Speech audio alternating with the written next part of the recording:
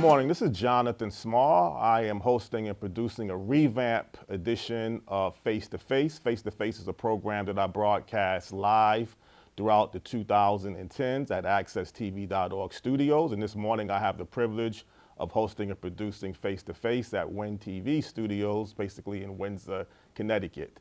This morning on the first edition of Face to Face, I have a very high profile, nationally, internationally, I guess you could say security expert. He has covered, like I mentioned, national, international issues. He pretty much has an extensive background in many different areas of security to go along with a lot of media coverages as well. This morning, the guest on Face to Face is a retired supervisor security, special security agent. He's also a lecturer of the criminal justice system at the University of New Haven, no other than Robert Mcdonald. Good morning, Robert. How are you doing? Good morning, Jonathan. Nice to be with you today. Okay, it's nice to have you here as well. Robert, before we get into topics of discussion on Face to Face, could you kind of let people know a little bit about yourself and background briefly? Absolutely. I have a bachelor's and a master's degree in criminal justice from the University of New Haven, as well as a master's degree in management from Johns Hopkins University. I'm a former state of Connecticut and federal probation officer, as well as spending 21 years with the United States Secret Service, retiring in 2015 off of then Vice President Biden's protective detail.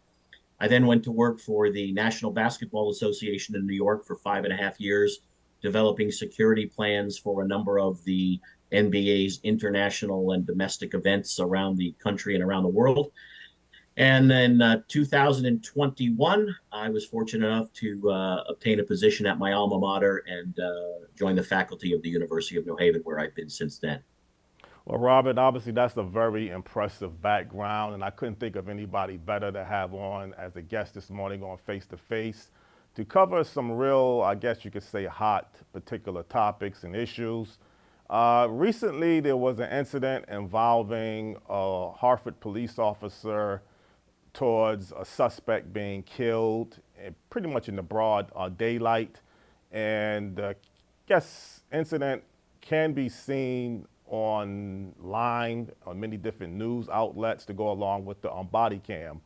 First of all, regarding this incident, could you kind of explain a little bit from your perspective on the outside of exactly what led up towards this police officer and this suspect in Hartford involved in a shootout, pretty much in your opinion? I think the first thing, Jonathan, that jumps out at me is this was or appears to be a routine traffic stop, which turns into something much more serious and much more dangerous. And I think it outlines what our police officers are facing out on the street every day. That something as simple as someone going through a red light or going through a stop sign and being pulled over, how quickly that can turn into a deadly situation with the amount of weapons that are on the street. We have a inspector general in the state of Connecticut, former state judge Robert Devlin, who in 2021 became the opened up the office of inspector general, and basically his office is responsible for handling all police related shootings, all police related deaths, the deaths that occur while incarcerated or while someone's being detained. What that does is takes away the lack of transparency that we may have seen in the past when police are investigating police. State police used to investigate shootings of local police here, and sometimes other departments from other states would come in and investigate a police shooting. But was always that lack of transparency, or the belief of lack of transparency, with respect to the police policing their own. So the state of Connecticut, as a part of the Police Accountability Act in 2021, set up this independent office, which is run by, as I said, Judge Robert Devlin.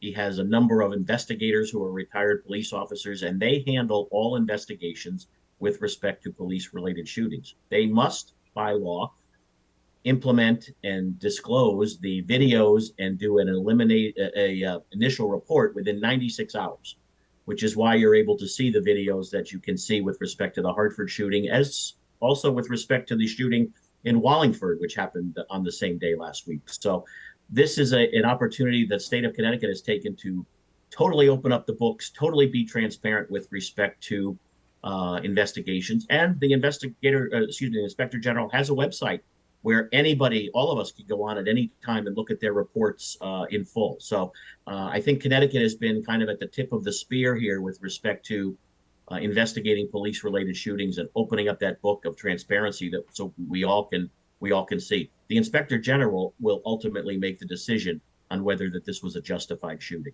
Well, Robert, everything that we've seen, let's say, in the incident of the shooting incident, regardless if you've seen it on different news segments or you've seen different segments of the body cam, that's not the total exact, let's say, complete shooting incident between the Hartford police officer and the suspect. You only seen segments of the incident, or have the people or the public been able to view the entire incident from the suspect, I guess, being caught or trying to shoot at the or actually shooting at the police officer, and then the police officer firing back?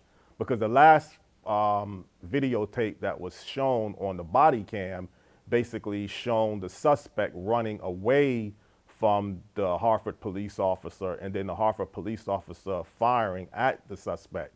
But is there more of that incident beyond what was shown on the body cam?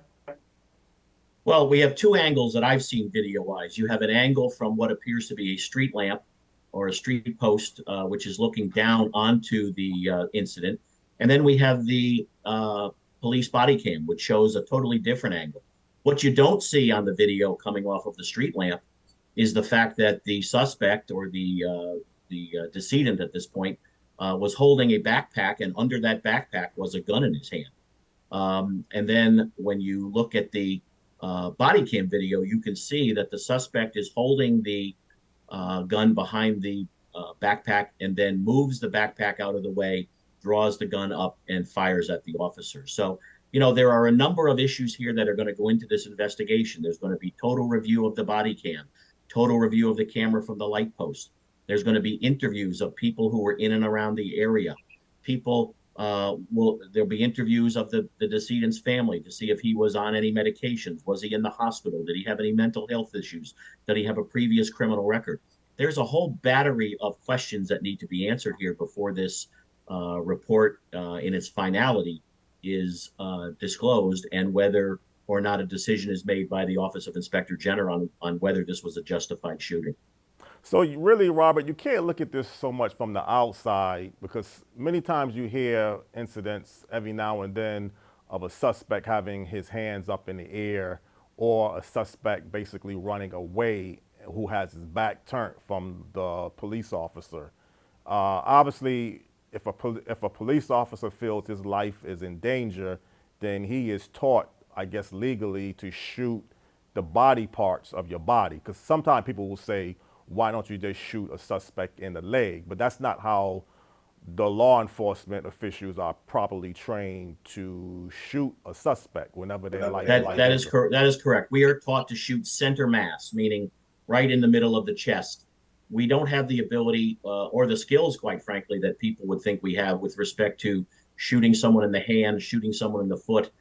Those problems come into play when we try to do that, or if we try to do that, those bullets start going all over the place. Remember, every officer is responsible for every bullet that gets discharged from his weapon, regardless of where that ends up or who it injures. So we are taught to shoot at when we believe necessary, or the incident dictates, to shoot at the center mass of the person that we're trying to defuse or de-escalate.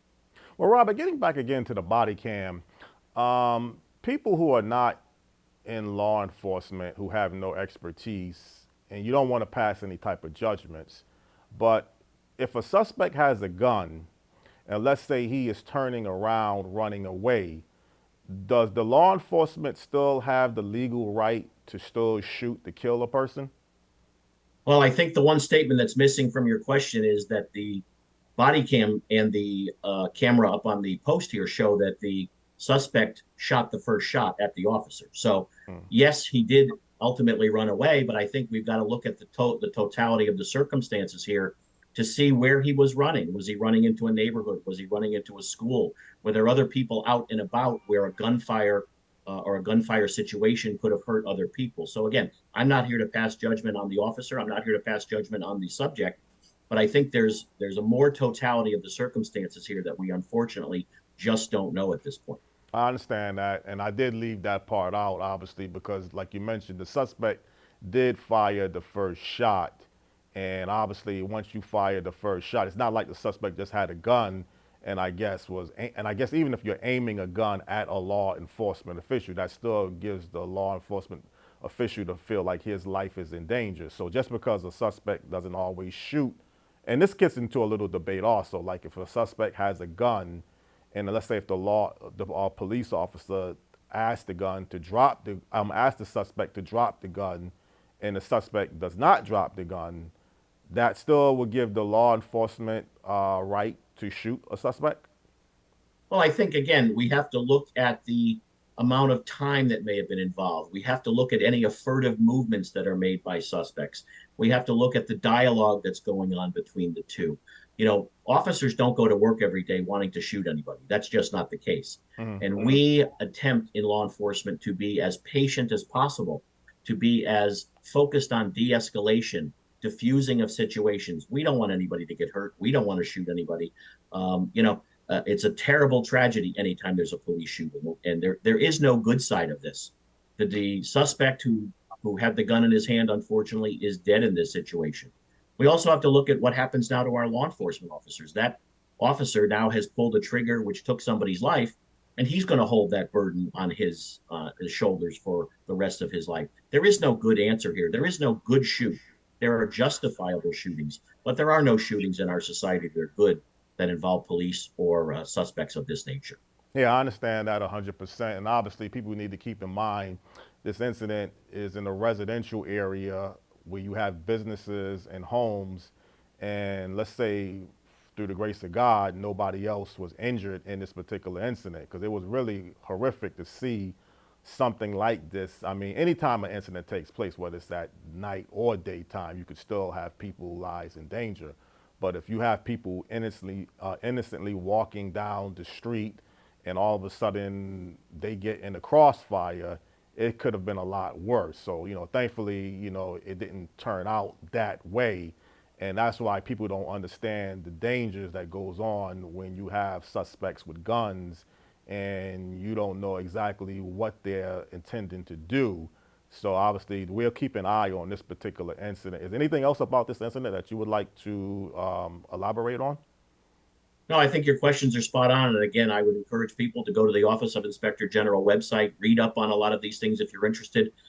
Judge Devlin does an unbelievably phenomenal job with thorough investigations. And I think he's the right man to have started up that office. And I think we'll continue to move that office in a positive direction with utmost transparency on these very sad situations. Exactly.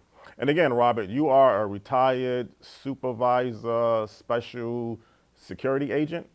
I'm a retired supervisory Secret Service agent. Secret Service agent, exactly. Robert, also there was another incident that kind of made national news last week. Basically, the cold case involving the murder of Tupac Shakur.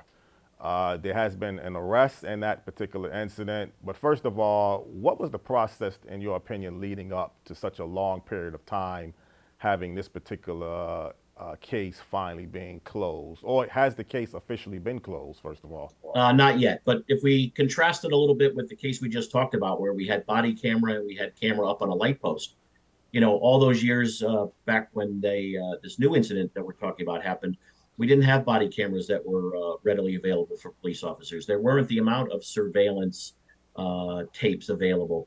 Let's be honest, it's only been in the last 30 years that we've all had cell phones. So, there are a lot of things that we have now that are able to assist us in investigations that we didn't have all that long ago. So what we have here is a case that was investigated, hopefully to its fullest, by some terrific investigators who did all the interviews, took all the evidence, placed it in a box that remained in the police department for a number of years. And then it's my understanding, based upon some statements made by the arrestee, in this case in a book, it generated some interest with the police department to open up the case. to do a search warrant at the house, and ultimately, obviously, led to some information that has allowed the prosecutor out there to believe that he can prosecute the case. So, a lot of interesting angles to this. Not a lot of eyewitnesses left. A number of them, I believe, have are deceased.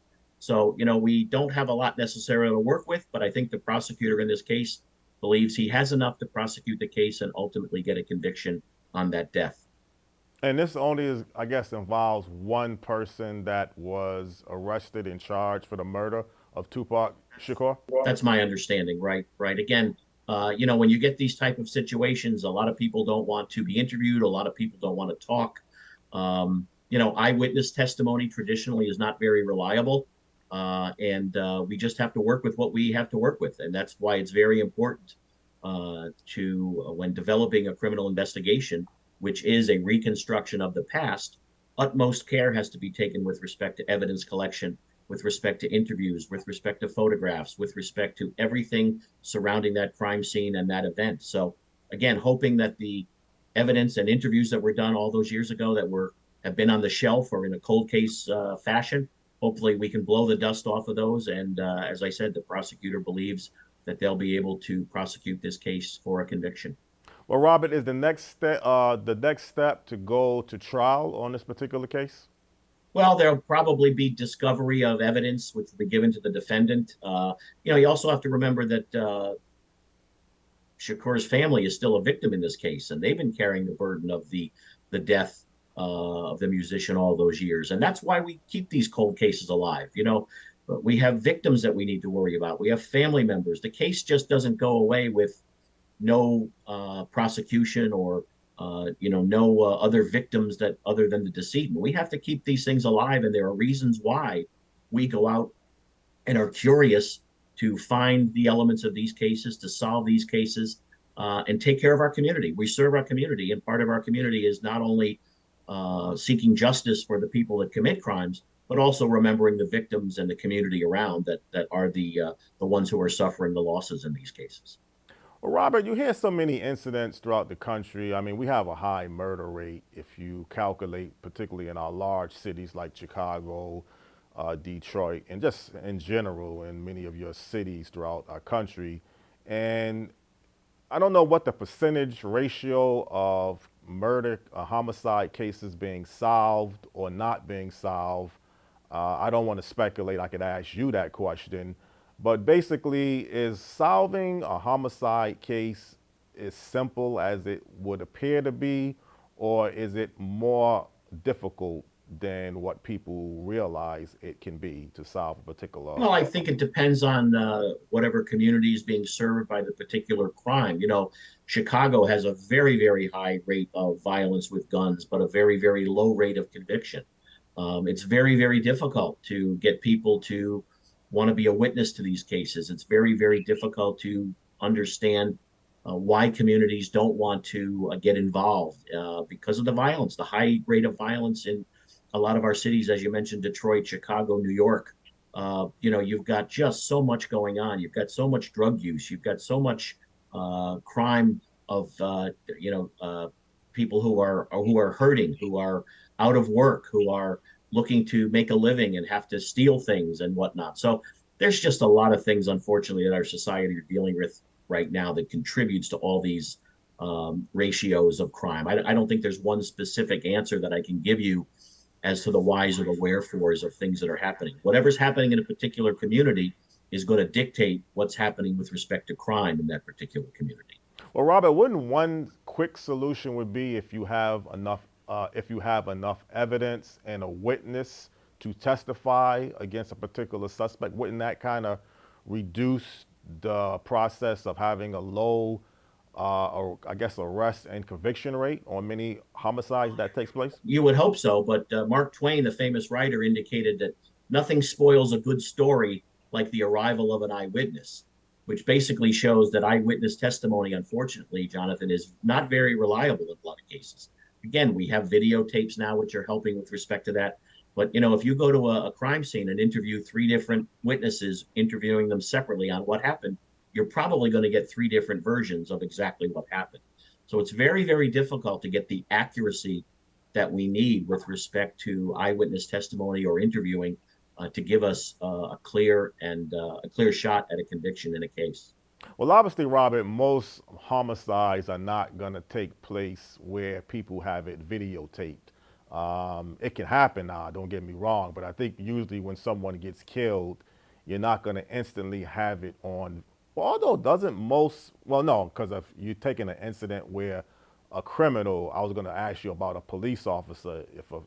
If a police officer is on the scene, he would have the body cam. But obviously, if a person shoots and kills someone outside of the law, unless that incident is on video, it's really up to a witness or someone that would have to see the suspect involved in shooting and killing someone or just killing someone in general. You just can't assume or speculate this person is a suspect involving a homicide unless you really have some solid evidence to really back it up.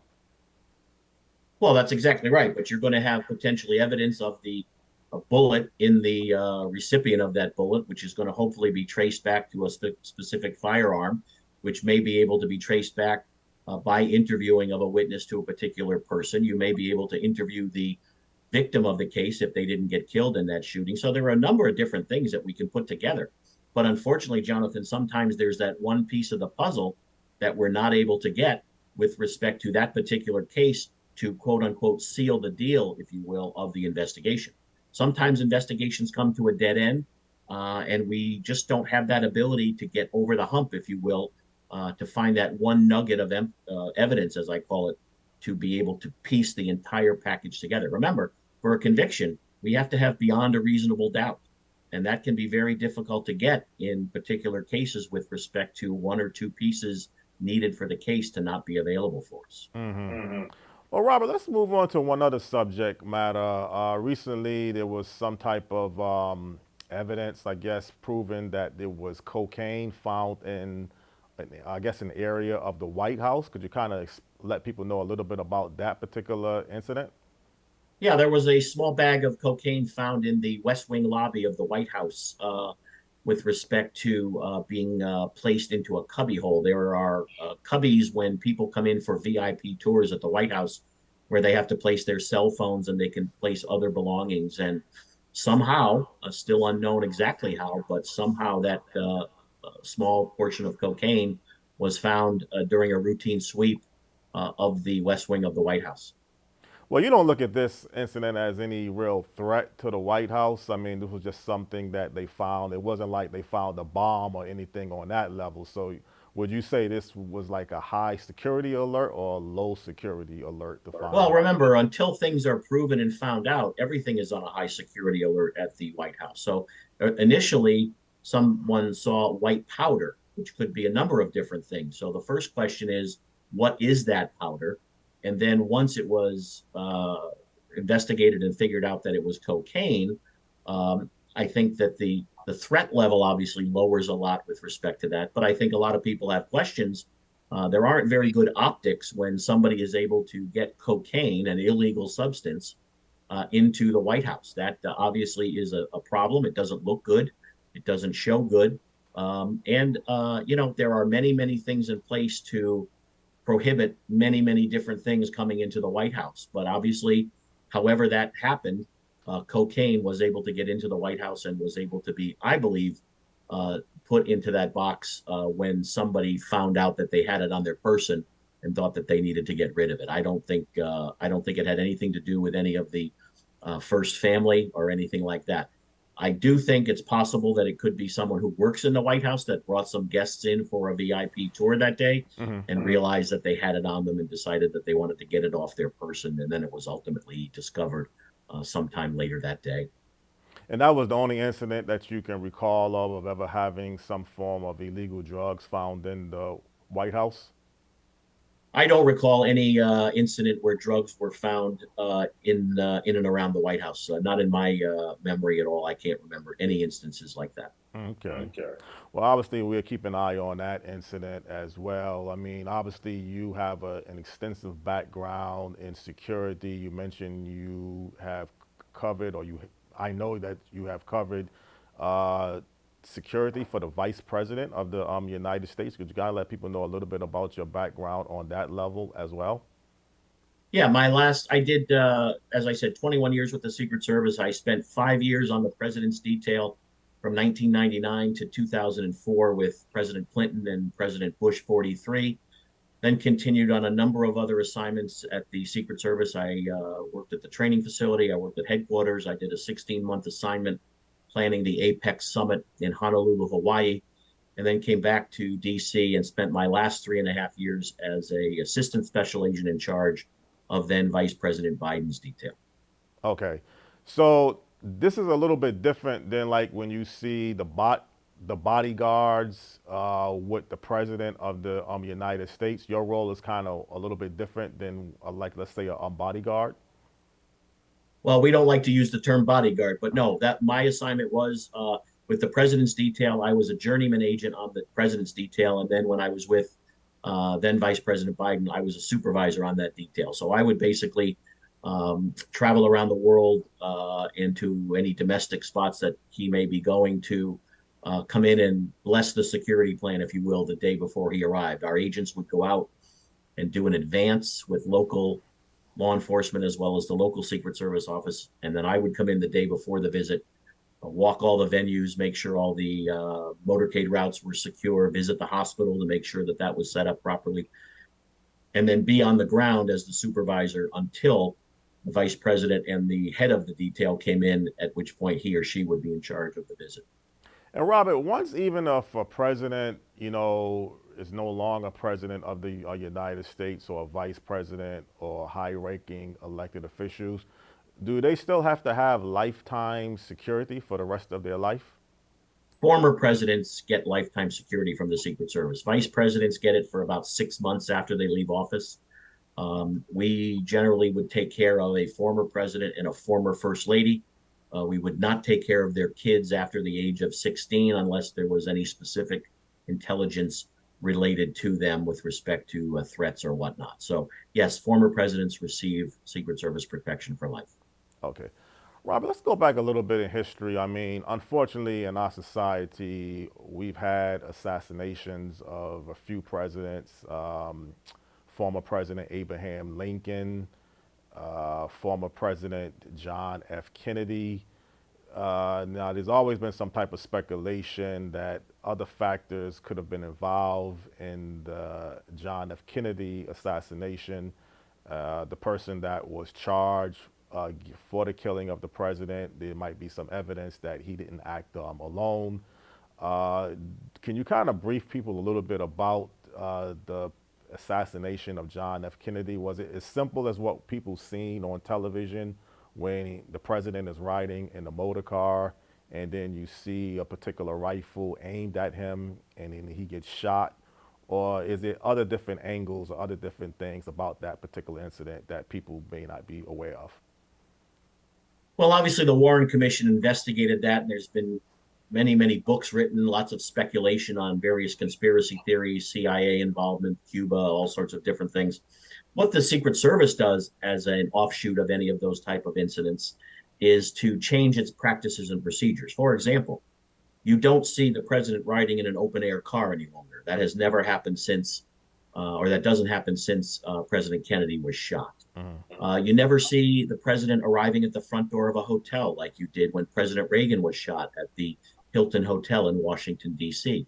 We now arrive in garages or at loading docks, somewhere that's not visible so that somebody wouldn't have a chance to take a shot. We do a lot of advanced work to minimize our visibility, if you will, to various threats. We now have magnetometers at all venues where the president and vice president goes. That's also an offshoot of the Reagan shooting in 1981. So we continue to relook at our practices and protocols all the time, trying to continue to make the best protective product that we can make. All of the things that the Secret Service does today are all based upon incidents that have happened in the past. And we have changed our practices, procedures, tightened things up, figured out how to work better, how to work smarter, how to work more efficiently to provide a 360-degree coverage for the person that we're protecting. We also protect foreign heads of state when they come to this country. We just had the UN General Assembly where 150 world leaders come to the United States once a year for a week. We protect each and every one of those world leaders in New York City. So a lot goes into the protection process. It's not just walking next to somebody being a big thuggy type bodyguard like we see around rock stars or singers and actors and things like that. We prefer to put in methodologies of protective practices and using intelligence, protective intelligence from our various partners to try to intercede and prevent anything from happening. Okay, right now, Robert, is there any type of high security alert in the United States that you could kind of let people know about? I mean, just in general, I don't think there's any direct threat, and I don't think the United States has really had any devastating security threats since 9/11. But is Well, any, we haven't, but I think we need to be vigilant now. With people, just need to be smart and have switch situational awareness around them wherever they are. If you're in the subway in New York, if you're on a bus, if you're walking down the street, you just need to be cognizant of what's going on around you. I don't believe that there are any specific threats. I am a little bit concerned at the number of people on the terrorist list who have been thought to have been able to come into the southern border, and that's going to pose potentially some problems down the road, I think, that we may be dealing with. But you just have to be kind of aware of where you are and what's around you. You know, when you go to a new city, find out where the hospital is before you need it. Time to find out where a hospital is not when you need it, it's before you need it. That's kind of a protective advanced work that the Secret Service does. Know where various things are around you that you might need. Know where the drugstore is. Know where the fire department is. Just have a situational awareness of your presence where you are at any given time. When you're driving on the highway, keep an eye out for the blue and white sign that shows you where a hospital is. God knows when you might need one. Again, nothing to do with specific threats, but just having a situational awareness about how to take care of yourself in the event of a problem. When you stay in a hotel, know where the fire escape is. The time to find the fire escape or the stairway is not when there's a fire alarm going. The time to find that is when you are going, is when you're going to the area. I'm staying in a hotel tonight locally. I will know where the fire escape is when I check into the hotel and get to my room. Those are just some little things, not terrorist related, but just being situational aware of how to keep yourself safe and protect yourself from any potential harm. well, actually, I'm glad you said terrorists are related because when I mentioned earlier about there hasn't really been any security threats, I mean, if you take the nightclub shootings that has taken place, was it in Florida or Las Vegas? I know they had a couple. And then you take the incidents of people being killed in schools. I mean, that has really dramatically changed over the past 20 plus years. But those really wouldn't be classified as terrorist security threats.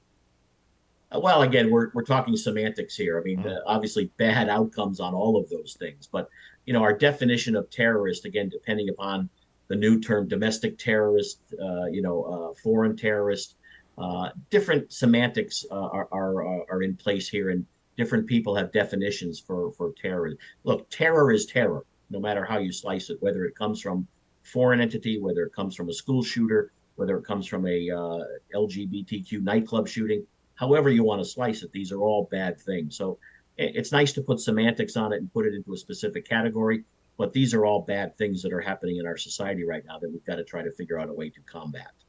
Obviously, and I'm glad you clarified that the differences on sometimes, excuse me, or sometimes how people could put a label on certain security or terrorist incidents.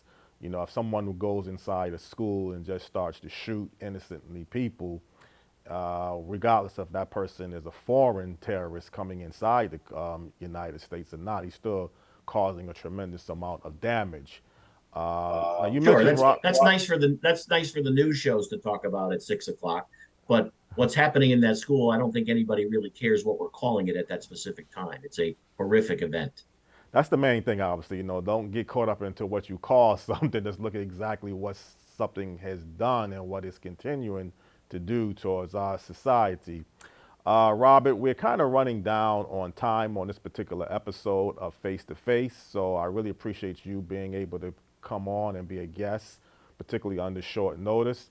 Is there anything else regarding, let's say, security related issues in the United States that you would kind of that you would kind of want people to know about before we close this particular subject, or anything in particular that you're working on that you might want to let people know about? Well, the University of New Haven right now is working on a project with de-escalation and providing free training to police departments all over the country with respect to how to de-escalate situations, how to discuss things with subjects, how to take people off guard and get them away from moving to pointing a gun at somebody or something like that. So there are a lot of things that the law enforcement community now is doing uh, to try to get ourselves back on track. You know, the last couple of years since George Floyd and a whole number of other incidents, the criminal justice discipline has been in a little trouble. But there are still a lot of people out here working very hard to get the criminal justice system back on track, to allow transparency in our investigations, to go out and do the right thing. That's what we tell our students every day. We are community servants and we want to serve our community the very best we can. We have to make good decisions. We have to be able to stand up and say when we've been wrong. And we need to just try to fix our system so that we can go out and keep our communities safe each and every day. There's a lot of people out there working very hard to try to get criminal justice system back on track. It's still a noble profession, and we still need our public servants, fire, EMS, first responders out there serving our community every day.